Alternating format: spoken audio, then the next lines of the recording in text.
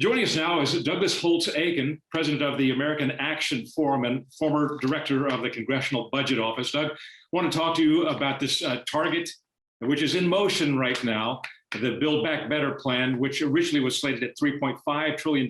There's talk now it's down to $2 trillion.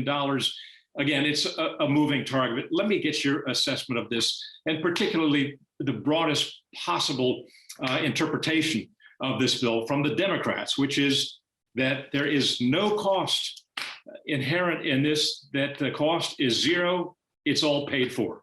True or false? That strikes me as a real stretch of the truth.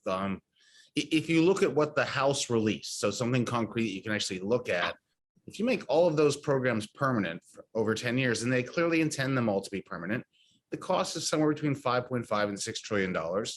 And the taxes that are on the table are about $2 trillion. So there's no way that adds up to being paid for in full. Are you bothered by the lack of regular order in the presentation of this? We've had no committee hearings. We've had no scoring from the Congressional Budget Office, the organization which you used to head, at least to my understanding. Is that correct? Yes, I am upset by this. This is a reconciliation bill. So the budget resolution gave each committee an instruction on how much they can increase the deficit or decrease the deficit over the next 10 years. The bills got reported out by the committees, and the budget committee went ahead and assembled the whole thing without checking with the CBO to see if the committees had actually met their instructions. We have no idea. We haven't seen scores on the entire bill at all. So the claim was it was $3.5 trillion. We have no idea really what it is. And now, as you mentioned, the target is moving.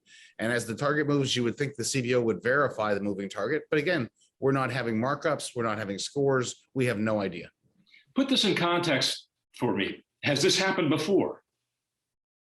Certainly, we have seen rushed processes, but I have never seen something which just sort of wholesale disregarded the scoring process and the markups. So, the Tax Cuts and Jobs Act was the most recent version of a party line vote to get a big piece of legislation through. And certainly we knew the scores when that happened. I suppose the closest thing in history to this is the passage of Obamacare, in the sense that it was done on a straight party line vote.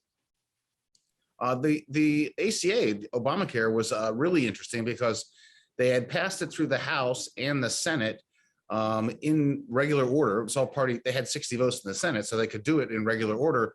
And then Scott Brown got elected, Republican. That took him under 60.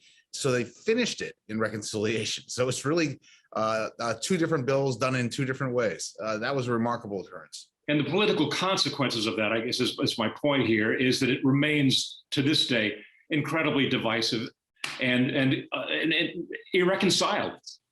Yeah, the real downside from the point of view of the public is that if you do a big reform of this type in reconciliation, you automatically put a political target on its back. And so the other party's always trying to take it apart. Reforms are supposed to be durable and permanent and allow you to do some planning. And it's anything but that once you put the target on. So I think there's a real downside to doing business this way. And it's very, very difficult in Washington, as we all know, to remove something once it has been done, once it has been passed, once it has been signed into law.